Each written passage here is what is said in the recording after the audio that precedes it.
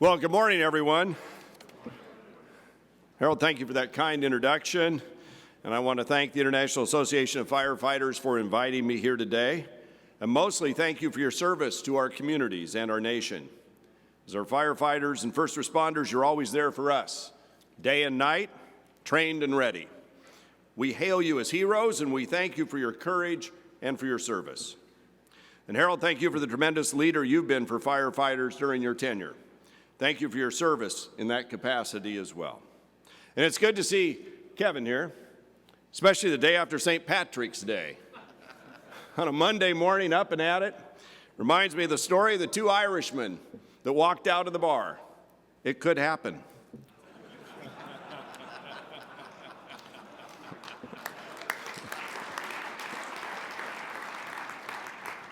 Thought that was better than talking about the intricacies of tax code.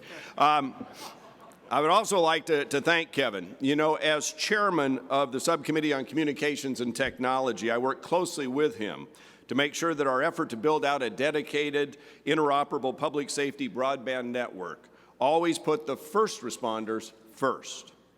After all, the whole purpose of the public safety network is not to grow another giant federal agency. It's to make sure we never again have a national emergency and leave firefighters and law enforcement officials from different departments unable to communicate with each other, tragically resulting in the loss of life, as occurred on 9/11. Kevin and your organization, more than any other organization in the discussion, understood the importance of leveraging local talent and assets to build that system from the ground up, from the local area up, from the first responders up. That made the most sense and would best serve the needs of first responders. And for taking such a strong stand, and a correct stand, I might add, I'm deeply appreciative of Kevin and your work. Unfortunately, the Senate prevailed a little bit more on how FirstNet would operate, and now many of the concerns that we shared and had about a top-down approach are beginning to play out. This morning, I'd like to update you on the status of the public safety broadband network. I'd like to discuss some other initiatives that I think are important to firefighters and first responders, and then close with a discussion about where America's headed and where it can go if we make the right decisions today. You know, I believe all too often Congress passes a law and then never looks back to see if it's working. I don't operate that way. That's why last week the subcommittee I chaired held a hearing to check on how FirstNet's doing. Now let me say they have a big task ahead of them. And the team that's leading FirstNet is first-rate. They're smart, they're capable, and they share the dedication we have toward making sure that this system actually works. Having said that, I'm deeply concerned about three areas. First, the law we passed required that states have a seat at the table so they could bring to a federal process a local perspective about costs and capabilities. Now, unfortunately, the person picked to represent the states actually works for the federal government. While she is, I'm sure, a very talented individual who used to work for two of our larger states on public communications initiatives, she doesn't work for any state now. That means states already feel left out of the process, and that's a bad way to start down this road, and FirstNet needs to fix that. As the former chief of the Public Safety and Homeland Security Bureau of the FCC, retired Rear Admiral Jim Barnett testified, and I quote, "The lack of representation of the states and the misunderstanding of which FirstNet's customers are have created mistrust among its customers. For a network that is already underfunded, alienating your core customers is bound to create additional problems. The description of what the network architecture will be before there has been statutory consultation with the states may have added to the consternation of the states. This actually created the opposite effect from what would be desired. You see, if governors, state CIOs, and other state officials believe their opinions and preferences are being ignored, they may consider opting out of the FirstNet network." Now, those are strong words from the man who headed the sector at the FCC. But he's not alone in this concern. Christopher McIntosh, who is the statewide interoperable communications coordinator for the Office of Veterans Affairs and Homeland Security in the Commonwealth of Virginia, also testified. He said, and I quote, A similar requirement for FirstNet to establish a communication channel for the states and territories to coordinate with the board would be very helpful.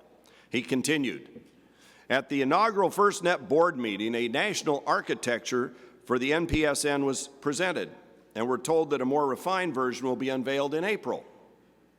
This network is being designed before any of the coordination or consultation with the states has taken place, close quote. Again, my first point, FirstNet needs to functionally include and listen to the users, states and local first responders. And I don't mean just giving lip service to their concerns, I mean actually listening and following through.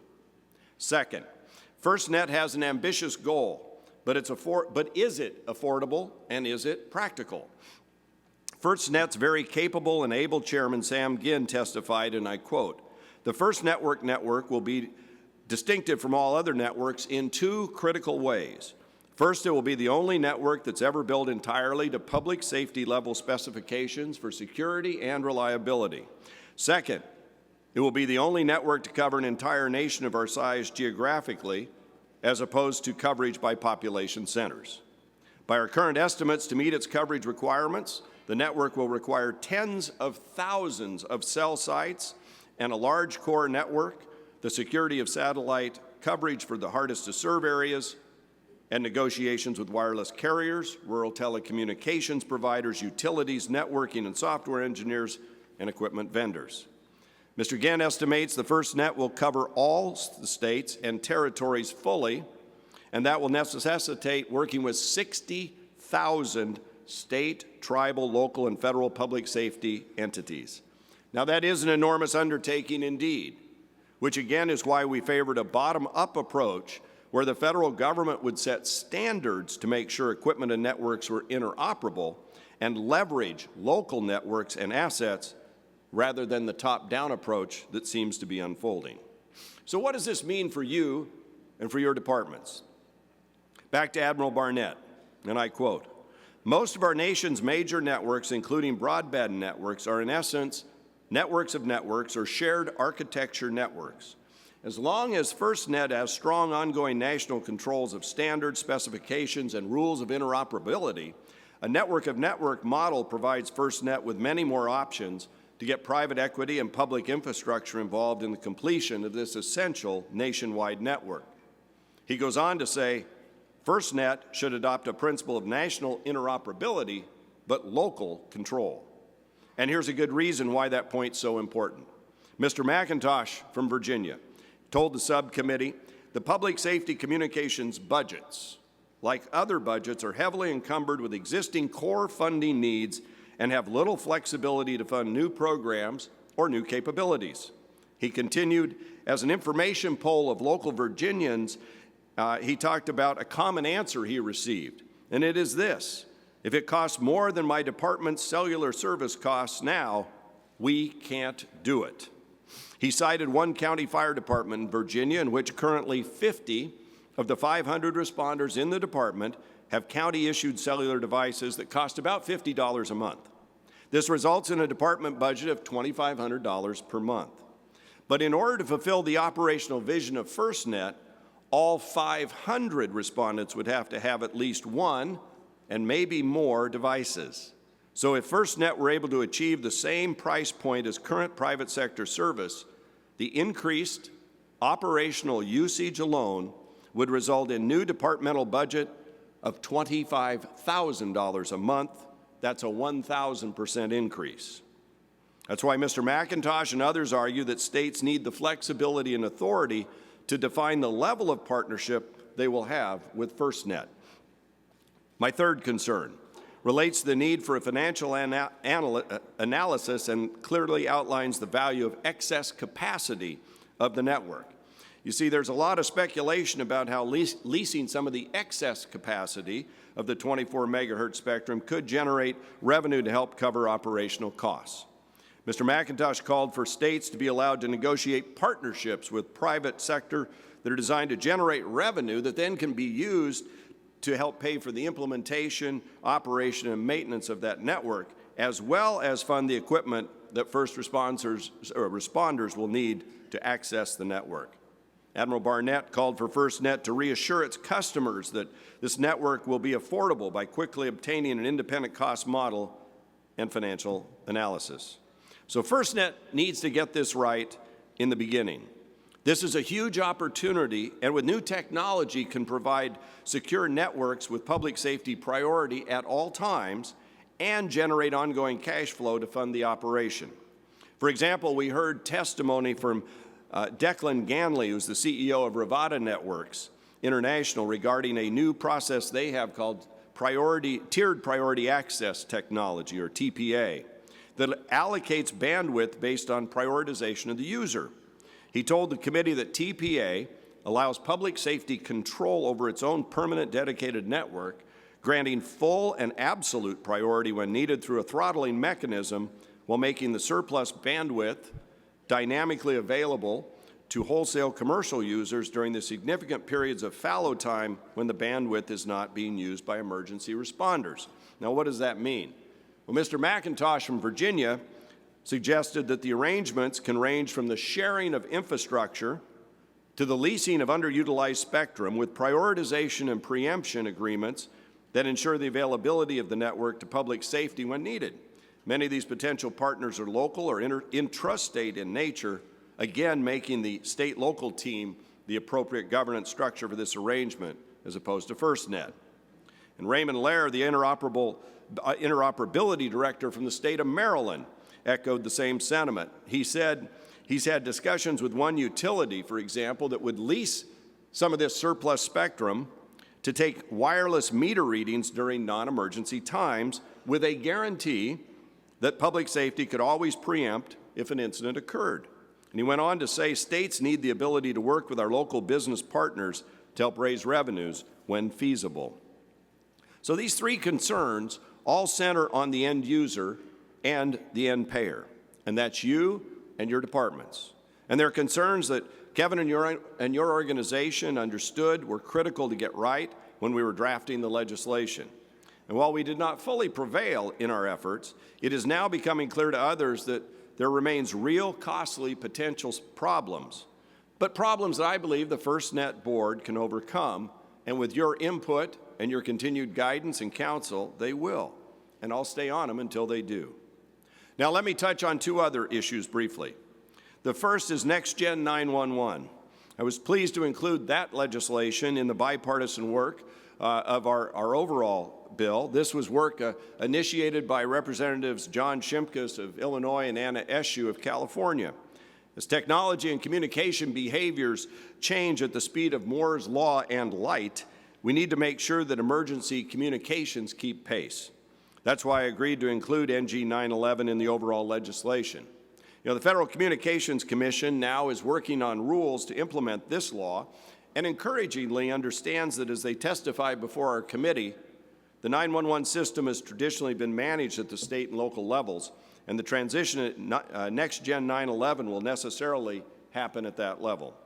The FCC and 4 major wireless carriers have announced a voluntary agreement under which each of the 4 would provide text to 911 service by May 15th of next year to PSAPs who request such service. The cellular industry reported last year that more than 184 billion texts are sent monthly. 184 billion texts every month. We know that texting in some emergencies is preferable to voice communications. Examples include a situation with a live shooter or a domestic abuse situation. And for people with certain disabilities, texting may be the only way to communicate effectively. And we also know that during emergencies, often the voice networks are clogged up and texting can get through. So making advances and implementing Next Gen 911 requires a strong local, state, and federal partnership that works, and I stand ready to make sure your needs and concerns are addressed as we move forward. Finally, I'd be remiss if I didn't speak to the problems of our rural areas. I represent a district in Oregon that would stretch from the Atlantic to Ohio, larger than any state this side of the Mississippi. We have 11 national forests at 70,000 square miles. And I want to talk a little about public lands and the fires that we faced there. We had 1 million acres of rangeland burn up this summer in my district alone, and well over 100,000 acres of forest land burned up. A failure by the federal government to properly manage our federal forests have left them in horrible shape. To much of our forest land, it's overstocked, bug-infested, disease-ridden, and unmanaged. If it were public housing, we'd call the owner a slumlord. Now, I know that's harsh language, but when I see our great forests going up in smoke every year, when I know it costs about a fourth the amount to manage the land as it does to fight fire on it, when I see the tragedy of unemployment in our forested communities and the neglect of the surrounding woods, when I see the threat in the wildland-urban interface and what it means to rural homeowners, when I know that that interface poses some of the most extreme firefighting dangers you face, I know Congress needs to act. I've helped author successful legislation in the past to create the wildland-urban collaborative projects that give local communities and citizens more say in fire protection around where they live, but that's just a start. If we're really to make a difference, then we need to more actively manage the federal forests and lands to reduce the fuel loads, improve habitat, and allow Mother Nature to get back in balance so that when fire does occur, it burns more naturally. I hope going forward, I can turn to your organization for help in this initiative. As one of my heroes, former President Theodore Roosevelt, the great conservationist and creator of the great American forest preserves, once said, "Far and away, the best prize that life offers is the chance to work hard at work worth doing." I believe the issues I've outlined this morning constitute that work worth doing, making sure that we have an interoperable broadband public safety network that serves its users effectively and affordably. Make sure that our great natural resources are managed effectively and in a way that reduces their loss to fire. And I want to close by thanking you all for what you do in the big emergencies, issues like Sandy and Katrina and the hurricanes and the tornadoes that are faced in this country. You all are on the first line. For most of my life, I was a radio broadcaster, owned and operated with my wife small market radio stations in Oregon. I guarantee you I'm the only member of Congress that's actually wired in an emergency alert receiver and made it work. And I want to tell you, I've had a great partnership over the years in that capacity with our own local fire departments, helping out in those emergencies, making sure that communication from the broadcast side interfaced clearly and directly with the first responder side. So I thank you for what you do every day and what you especially do in the face of emergencies that strike our communities. Thank you for your hard work and your courage and sacrifice. Your efforts are respected and appreciated, and it's an honor to work with you and your team on legislative initiatives and to support you in every way that I can. God bless you, and God bless this great country of ours. Thank you very much.